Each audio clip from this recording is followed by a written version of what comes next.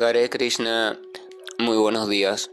Nama Om Vishnupadaya Krishna Preshaya Bhutale Srimate Bhaktivedanta Swaminiti Namine Namaste Saraswate Deve Gauravani Pracharine Nirvisesa Sunyavadi Pashatya Deshatarine Shayatri Krishna Chaitanya Prabhunitanam Latri Abdvaita Gadavdara Rivasadi Gaura Bhakta Vrinda Hare Krishna, Krishna Krishna, Hare Hare, Hare Rama, Rama Rama, Hare Hare.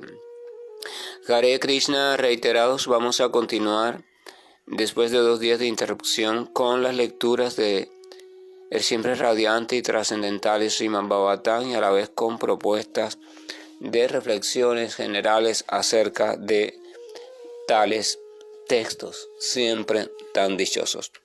En el último texto leído habíamos concluido ya el nacimiento, del rey Parishi, después cómo se le habían descrito las cosas auspiciosas que venían para su vida, su camino, después cómo su abuelo paterno Yudhishthira realizó grandes sacrificios conforme a los Vedas para agradecimiento y para que todo sea auspicioso conforme a lo indicado por los sabios, y el Señor Krishna lo ayudó y lo apoyó para que dichos sacrificios fueran conducidos por brahmanas realmente capacitados y muy virtuosos. Entonces habíamos terminado el capítulo número 12 del primer canto del Srimad Bhagavatam. Vamos a iniciar el capítulo 13, donde se titula Dhritarashtra se va del hogar. Vamos a recordar, Dhritarashtra era el rey ciego, era el hermano del padre de los Pándavas, ahora era el hermano del rey Pandu, pero este hermano del rey Pandu, al nacer ciego, aunque era el hermano mayor, no pudo ocupar de primer momento el trono, y entonces el rey Pandu fue quien ocupó el trono como heredero de la dinastía de los Yadu en aquel tiempo. Entonces eso hizo que en el corazón de Dhritarashtra, se cultivara cierto tipo de frustración, dolor y cierto sentimiento envidioso que después también, con el nacimiento de su propio hijo y las palabras venenosas de algunas compañías poco favorables, este sentimiento se fuese acrecentando hasta que se convirtió, en un desastre todo, de un conjunto de personas que condujeron su vida por senderos muy malvados. Después de la batalla de Kurukshetra, por supuesto, Dhritarashtra no fue a la batalla porque no estaba en capacidad para ir, se quedó acá. Y entonces, ya que la batalla terminó, él, cargando con el dolor de la pérdida de sus hijos, sus amigos, sus súbditos, se quedó solo, lamentándose.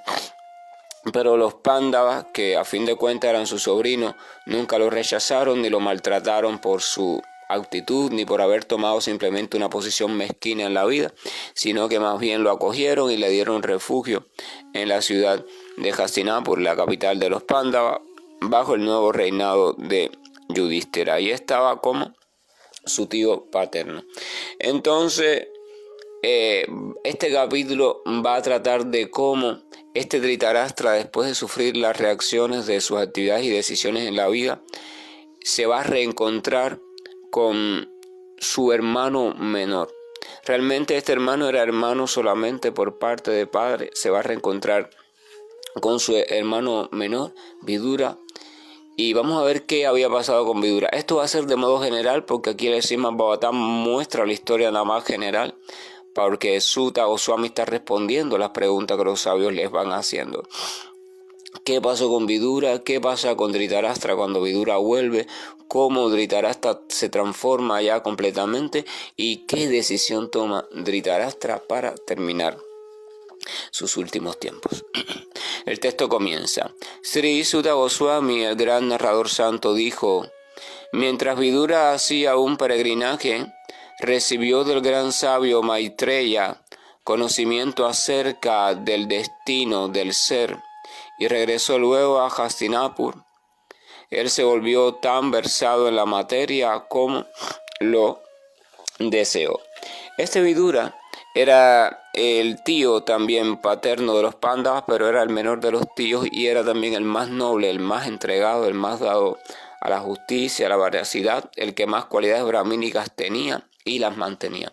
Él siempre estuvo protegiendo a los Pándavas porque se daba cuenta de que su hermano Dhritarashtra era mezquino y envidioso en su conducta. Entonces él siempre estaba aconsejándole: mira, Dhritarashtra, deja a tus sobrinos tranquilos, si ellos realmente se han quedado huérfanos de padre, porque los maltratas tanto, ellos son los verdaderos herederos del trono.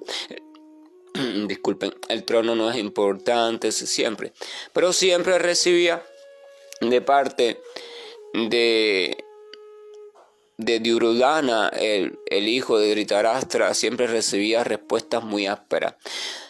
Duryodhana era hijo de Dhritarashtra, por tanto sobrino de Vidura, así que por lógica le debía respeto, aunque no pensaran igual, pero Duryodhana estaba tan degradado también por su actitud envidiosa y su avaricia material del reino y esas cosas, que había perdido los principios morales. Entonces ya no respetaba a su tío en aquel momento y le decía que tú lo que eres un flojo, tienes temor de los Pándavas, tú lo que eres una persona que te has vendido al bando opuesto, eres un traidor. Bueno, siempre estaba diciendo, hasta que fue sembrando ideas venenosas en la mente del padre para que echara fuera de casa a Vidura. O sea, para que su padre votara a su propio tío, fíjense eso.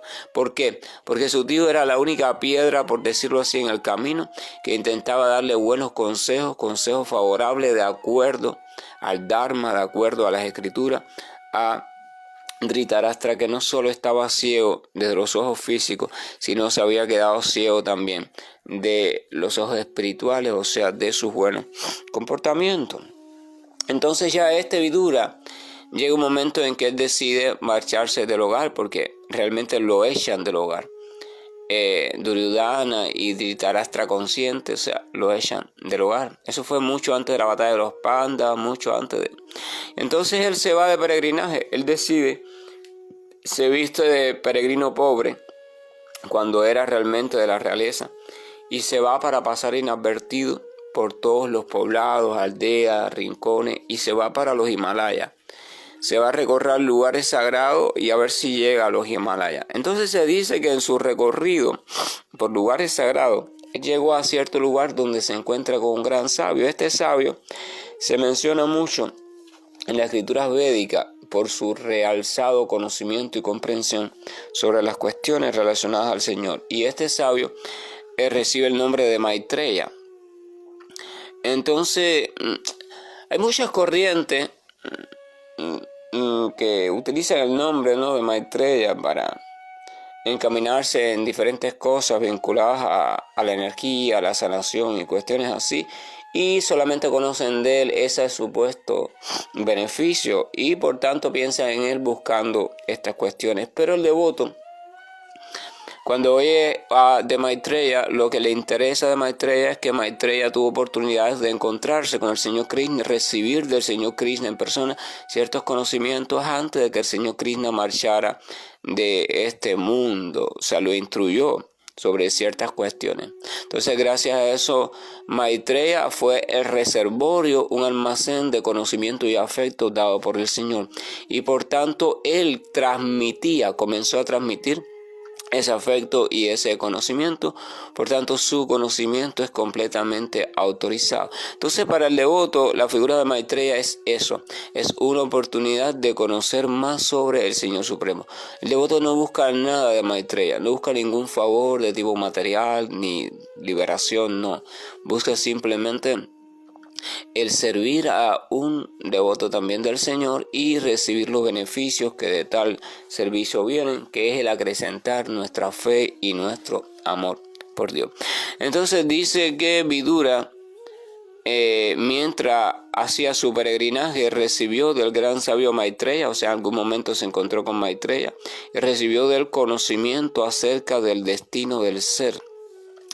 Los sabios nunca dan conocimiento voluntariamente porque los sabios no violentan tu estado evolutivo natural. Los sabios esperan a que usted le haga preguntas. Sistema de preguntas y respuestas es el sistema educativo por excelencia. pregunta-respuesta. Y entonces ellos te dan respuesta. Y ahora, ¿qué pasa? Los sabios que son grandes almas o devotos del Señor solamente se complacen y se interesan en dar respuestas sobre los temas que tienen que ver con lo realmente serio. O sea, el alma, el Señor, el enredo de la naturaleza material, esas cuestiones son las que realmente le dan placer. Y evidentemente, como Vidura era el más noble de los pandas, él tenía solamente intereses nobles y puros en su corazón. Por tanto, sus intereses eran solamente obtener conocimiento sobre la espiritualidad. No le interesaba ninguna otra cuestión, ni la cuestión de la monarquía, de los reinos, de la administración, de la salud, de la astrología, nada, absolutamente nada. Nada de lo que estaba expuesto en el conocimiento védico así para la gran mayoría no le interesaba.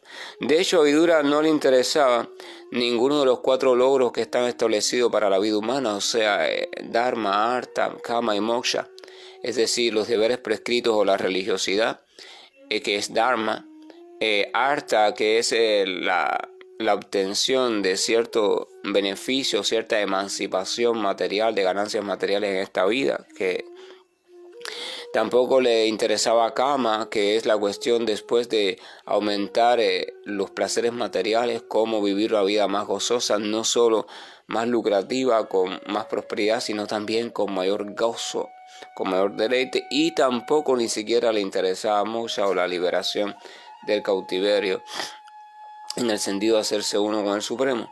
Él simplemente le interesaba la cuestión del ser, o sea, ganar en conocimiento sobre la verdadera identidad y cómo autorrealizar esa identidad. Debido a ello, las preguntas que él le hace, que también se encuentran en el Srimad Bhagavatam, pero más adelante en otro canto, las preguntas que él le hace al sabio Maitreya son relacionadas a este sentido. Y Maitreya, por supuesto, complacido y viendo la pureza en el alma, el corazón y la mente de Vidura, sabiendo que era también un virtuoso de la familia de los pandas, le explica todo lo relacionado a las preguntas que Vidura le hace. Por eso el texto dice que recibió del gran sabio Maitreya conocimiento acerca del destino del ser y regresó luego, o sea, después que se separó de Maitreya, regresó a Hastinapur. Decidió regresar. ¿Por qué Vidura recibe? Todo está tan... Aquel que es devoto del Señor, siempre su destino, su camino y sus actividades van a estar dirigidas por la energía espiritual del Señor. Incluso aquellos que le maltrataron, eso también estaba dirigido por la energía espiritual del Señor, porque nadie puede maltratar a un devoto puro del Señor, a no ser que el Señor lo permita para un cierto plan posterior. Vidura necesitaba primero salir del palacio. O sea, el Señor necesitaba que Vidura saliera del palacio porque así no se hacía cómplice de los maltratos de sus sobrinos que le hicieron a su sobrino. Segundo, no hubiera tenido que pelear en la batalla de Kurukshetra porque si hubiera peleado posiblemente hubiera muerto. Y tercero, necesitaba completar su iluminación espiritual para después volver renovado en potencia y conocimiento y amor de Dios y poder ayudar a su hermano Dhritarashtra a obtener también el salto evolutivo en este sentido. Fíjense cuántas cuestiones. Claro, eso se comprende después que se ve el hilo de la historia cuando transcurre. Es muy difícil en un momento determinado que uno pueda comprender cuál es la cuestión que Dios está organizando. De hecho, el devoto no quiere nunca comprenderla. El devoto simplemente confía. Yo me entregué sinceramente al Señor, así que de algún modo el Señor tiene el derecho a ocuparse y a decidir lo que quiera con mi destino. Esa es la cuestión del devoto. Esa cuestión en teoría siempre funciona bien mientras que las cosas van bien. Pero cuando las cosas en la vida se te ponen difíciles, la mayoría de las personas entonces ya se olvidan de esa teoría y se empiezan a cuestionar y a preguntarse, a culpar al Señor y a dudar del Señor, ¿verdad? Por tanto, hay que pasar de la teoría a la práctica. La pregunta sería, ¿en verdad yo me estoy entregando? ¿En verdad estoy consciente de lo que significa la palabra entregarse? ¿En verdad estoy consciente de lo que significa ponerme en manos de? Porque eso significa que bajo cualquier tipo de circunstancia, incluso la menos imaginable o la menos deseable, si llegara, aún así debo permanecer o debo recordar mi determinación de entrega. No es una cuestión tan simple. Lo que a veces la ligereza de la mente en Kali Yuga hace que la multitud diga, yo soy entregado al Señor. Pero eso es simplemente una combinación de sonidos, es una frase manida, pero no hay una verdadera entrega en el corazón. La entrega no es posible sin purificación. Hay quien piensa, no, yo me entrego al Señor completamente y entonces después me purifico. Nadie puede entregarse completamente al Señor antes de la purificación, porque purificación significa precisamente ir cortando la amarra de todo aquello que te ata, que tiene capturado un cierto nivel de tu atención, de tu supuesto sentimiento de amor, de tu sentido de posesión. Entonces, en ese estado, ¿cómo te vas a entregar si hay partes supuestamente tuyas que están atadas a cuestiones diferentes a Dios? No es posible la entrega total. Entonces, por eso es necesario siempre una práctica, un determinado grado también de compañía que nos ayuden a reorganizar nuestra vida de tal manera que podamos ir zafando las amarras, podemos ir liberándonos de esas cuestiones, y entonces a la medida que se hace, los ojos se van abriendo, llega el entendimiento y llega la verdadera comprensión de la vanidad de todas esas cuestiones. Entonces es que se puede percibir la verdadera naturaleza del ser y después la naturaleza del Señor, y entonces la naturaleza de la relación que hay entre ambos, y entonces se puede uno anhelar con sinceridad, wow, yo quiero entregarme a esa naturaleza. Es la cuestión. No es una cuestión teórica, es una cuestión muy seria y de completa, ¿cómo se dice? Con categoría práctica, o sea, es totalmente práctica. Dice que después que él se iluminó con respecto a todas estas cuestiones del ser, regresó a Hastinapur. A Vidura también le llegaron los comentarios ya de la batalla de Kurukshetra, lo había lamentado, de que su hermano quedó vivo allí en el palacio, todo triste, acongojado por la pérdida de sus hijos, por la pérdida de su reino, por el cargo de conciencia, por todo, pero él ama a su hermano, porque así es el devoto puro. Entonces él quiere que su hermano también salga de ese sufrimiento y por fin se entregue al Señor Supremo. Entonces él regresa a Hastinapur, pero el Vidura que regresa a Hastinapur ya no es el mismo Vidura. El Vidura que salió de Hastinapur era noble, tenía buenas cualidades, pero no poseía todavía la comprensión directa del ser, y mucho menos la comprensión perfecta en cuanto al Señor. Entonces le faltaba eso. Sin eso no iba a poder ayudar a su hermano, porque ya lo había intentado antes y no pudo. Entonces él, una vez obtenido esto, a través de Maitreya, fue la herramienta que utilizó el Señor para esto. Ya él está listo para regresar. Y regresa el deslumbrante Vidura, completo en sí mismo, ya purificado por completo y espiritualizado en todo sentido.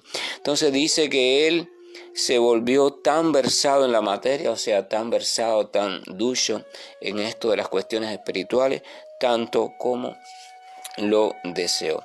Y esa es la cuestión, el deseo. Volvemos al deseo. El deseo es, por decirlo así, el motor impulsor. ¿Hasta qué punto podemos llegar a entregarnos, a amar o a ser herramientas del Señor? Hasta el punto en que nosotros lo deseemos. Porque el Señor es ilimitado, por tanto, ser herramienta suya es una cuestión ilimitada. No existe un límite, no existe la perfección en ese sentido. Siempre se avanza más, siempre hay una nueva cuestión, más y más y más y más y más, y esa es la grandeza de la espiritualidad. Por tanto, dice que Vidura se volvió versado en estos temas tanto como él lo deseó. Después de hacer diversas preguntas y quedar y quedar establecido en el amoroso servicio trascendental del Señor Krishna, Vidura dejó de hacerle preguntas a Maitreya. Vemos la finalidad y el resultado de todas las preguntas y la conversación santa que hubo entre Vidura y Maitreya. El resultado fue que las pocas dudas o desconocimientos que había en Vidura se evaporaron. Tuvo acceso a la comprensión real de la cuestión de la espiritualidad del ser y la relación con el Supremo, y por tanto esa comprensión lo llevó a establecerse con determinación en su corazón en servir totalmente a la suprema personalidad de Dios, eternamente. O sea, restablecerse en la posición original del alma, en el sentido espiritual. Entonces dice que después de eso, Vidura dejó de hacerle preguntas a Maitreya Muni. Porque cuando usted se establece, cuando se despierta el amor puro por Dios, usted se establece perfectamente en el Señor y con la determinación de servirle solamente a Él, a pesar de cualquier tipo de circunstancia y cualquier tipo de aparente consecuencia, entonces usted, debido a ese servicio, se vuelve satisfecho. Se llama Nishkama Ananda, o sea, todo otro tipo de deseo, pensamiento deja de tener sentido. Nishkama, o sea, ya ese nish es una negación, la palabra kama significa placer, goce, material, etcétera, etcétera, de los sentidos, y Ananda significa bienaventuranza, o sea, la bienaventuranza de aquel que ha quedado libre de toda cuestión o todo tipo de atracción hacia las cuestiones de los sentidos materiales. Nishkama Ananda, una posición. Entonces se encuentra satisfecho en virtud de su toma de conciencia de relación con Dios y su entrega al servicio devocional, y ya no hay pregunta que hacer.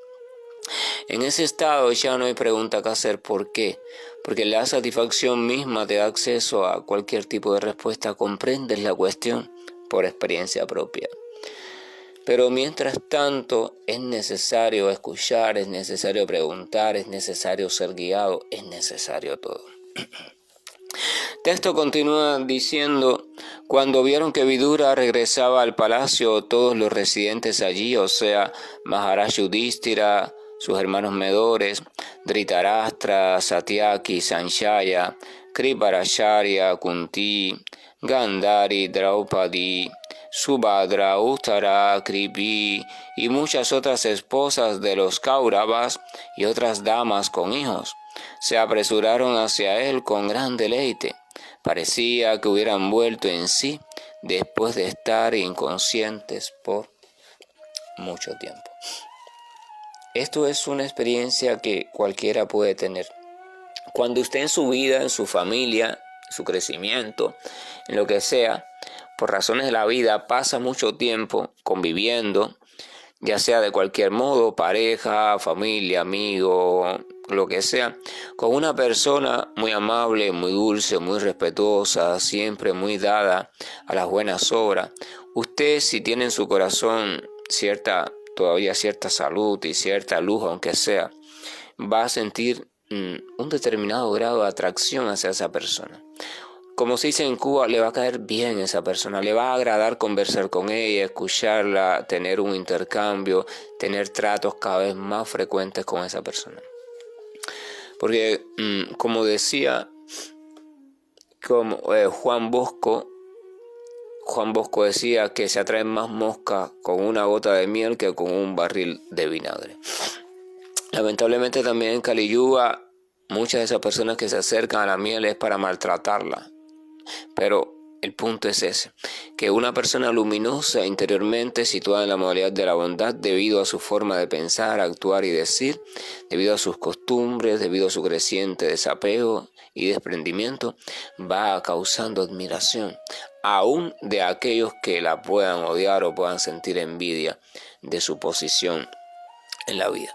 Entonces cuando esa persona, por alguna razón tú tienes que separarse porque esa persona se va para otro lugar o usted es quien se va para otro lugar o lo que sea, entonces uno entra como en una nebulosa.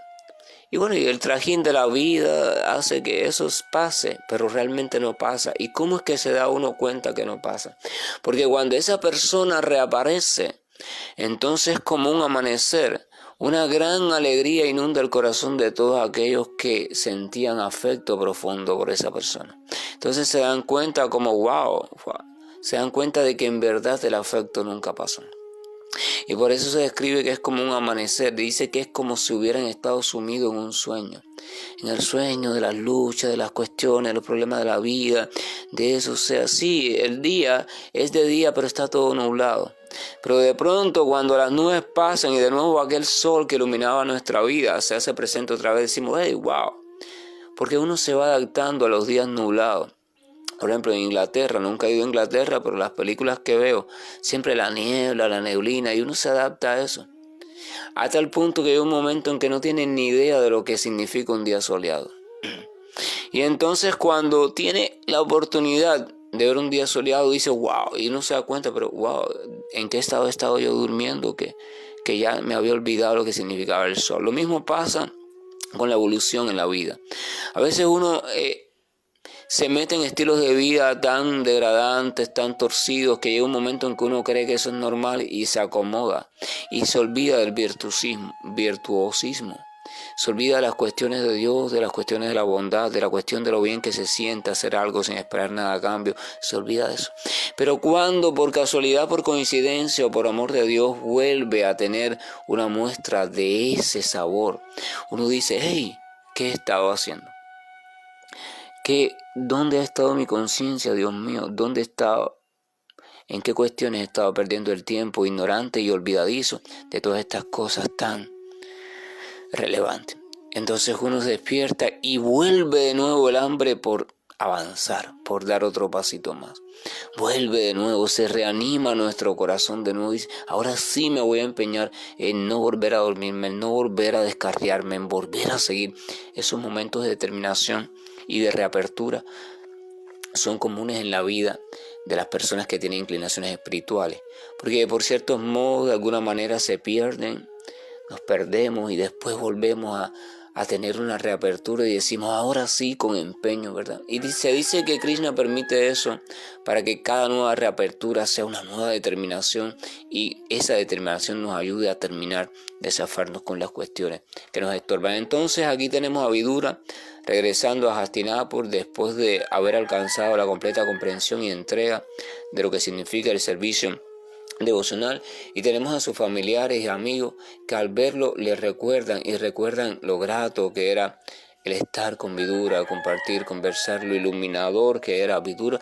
Entonces como despiertan de un letargo, despiertan justo cuando el devoto puro del Señor, y este es el gran significado del regreso de Vidura, el devoto puro del Señor es como la presencia del Señor. Los Pándavas sin duda todos eran virtuosos, pero estaban enredados en sus deberes, en sus sueños como kshatriyas, como reyes, como esto, como aquello.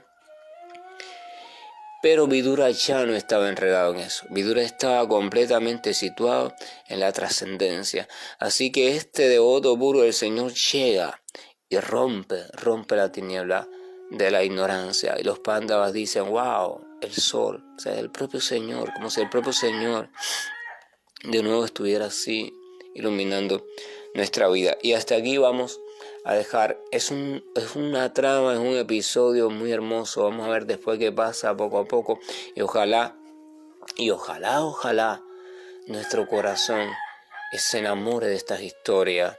No son historias de ficción, repito. Aquel que quiera obtener el verdadero beneficio del Srimad Bhagavatam nunca puede considerarlo como una ficción, a pesar de que lo diga quien lo diga, que sí es una ficción, que sí son historias simplemente para que... No, Srimad Bhagavatam son historias totalmente reales, ocurridas en un tiempo real, en un plano de conciencia determinado, etcétera, y tienen la potencia indiscutible de despertar el corazón al sentimiento de atracción por Dios y el posterior sentimiento de amor puro por el Señor. Que tengamos todos un buen día. Hare Krishna, y que la gracia y el amor del Señor nos acompañe y se compadezca de nuestra lamentable oscuridad e ignorancia en la cual llevamos tanto tiempo sumergidos. Hare Krishna, y estoy finalizando la llamada.